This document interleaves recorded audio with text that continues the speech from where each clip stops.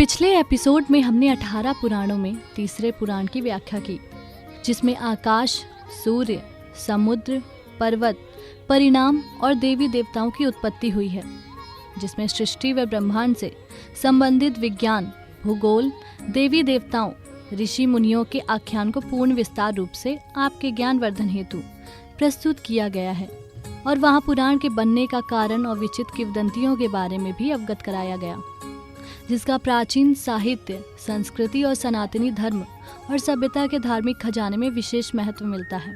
देश के हर कोने में अनेकों ऐसे प्रेरणादायक धार्मिक ग्रंथ, धार्मिक पुस्तकों, काव्यों, वेदों और पुराणों का जिक्र होता है, जिससे आप हमेशा से अपना ज्ञानवर्धन करते आए हैं।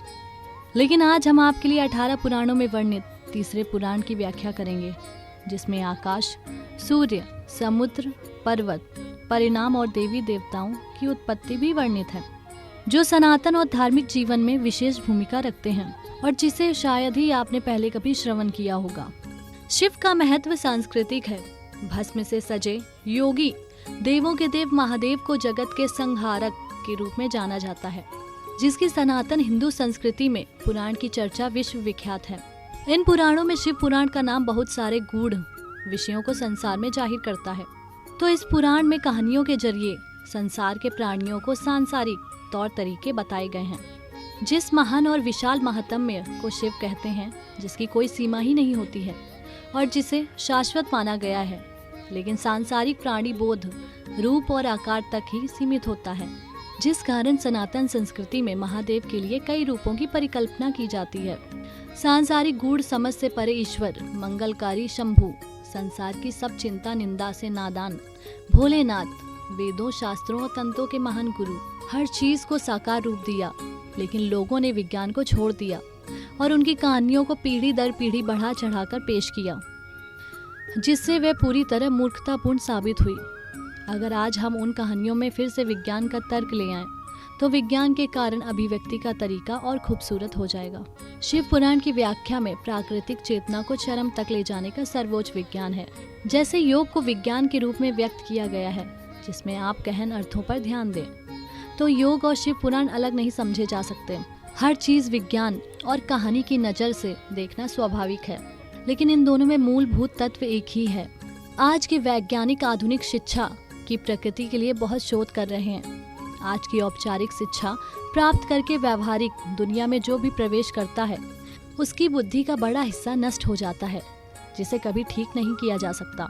इसका मतलब ज्यादा ज्ञान भी मानव को मूर्ख बना देता है, जबकि वैज्ञानिकों का कहना है कि शिक्षा देने का एक बेहतर तरीका कहानियों या नाटक के रूप में प्रदर्शन करना है, जिसके लिए थोड़ी बहुत कोशिश की गई है, लेकिन ज्यादातर शिक्षा निषेधात्मक दी जा रही है। जानकारी का विशाल भंडार आपकी बुद्धि को दबा देता है, जब वे एक खास रूप में आपको ना दिया जाए। किसी भी शिक्षा को कहानी के रूप में प्रदान करना बहुत बेहतर तरीका होगा। सनातन संस्कृति में यही किया गया है कि विज्ञान को सर्वोच्च आयामों को कहानी के रूप में आने वाली पीढ़ियों को सौंपा गया। ऋषि सौनक जी ने जब सूत जी से पूछा, हे प्रभु, पुराणों के सार तत्व को विशेष रूप से मुझे समझाइए और आत्मिक ज्ञान व वैराग्य सहित भक्ति से विवेक की वृद्धि कैसे होती है, तथा साधु पुरुष किस प्रकार अपने काम, क्रोध व मानसिक विकारों का निवारण करते हैं। घोर कली काल में जीव असुर स्वभाव के हो गए। उस समय समुदाय को शुद्ध बनाने के लिए सर्वश्रेष्ठ उपाय क्या है, जो कल्याणकारी वस्तुओं में सबसे उत्कृष्ट और परम मंगलकारी व पवित्र करने वाले उत्तम उपाय हों। तात साधन ऐसा हो जिसके अनुष्ठान से शीघ्र ही अंतःकरण की विशेष शुद्धि हो और निर्मल चित्त वाले पुरुषों को सदा के लिए शिव प्राप्ति हो जाए।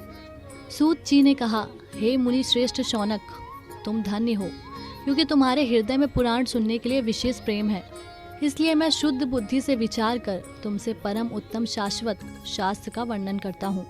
वत्स, यह संपूर्ण शास्त्रों के सिद्धांत से संपन्न, भक्ति को बढ़ाने वाला और शिव को संतुष्ट करने वाला, जो कानों के लिए रसायन, अमृत स्वरूप दिव्य है, तुम श्रवण करो।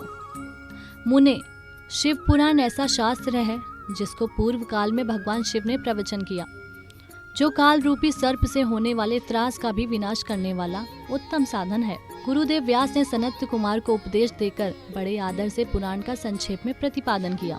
शिव पुराण उत्तम शास्त्र है, जो भूतल पर शिव वाक्य में स्वरूप समझा जाता है, जिसका पठन श्रवण मात्र से सर्वसाधारण और श्रेष्ठ मनुष्य शीघ्र ही शिव पद को प्राप्त करते हैं। शिव पुराण में 24,000 श्लोक और 7 संहिता हैं।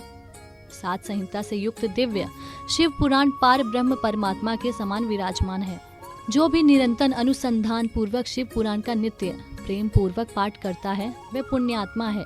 जो मानव उत्तम बुद्धि वाला हो वह अंतकाल में भक्ति भाव से पुराण को सुनता है। जो प्रतिदिन आदर पूर्वक शिव पुराण की गाथा करता है उसे संसार में संपूर्ण भोगों को भोग कर अंत में शिव लोक प्राप्त हो जाता है। जो व्यक्ति आलस से रहित होकर रेशमी वस्त्र के वेष्टन से शिव पुराण का सत्कार करता है तो सदा सुखी रहता है।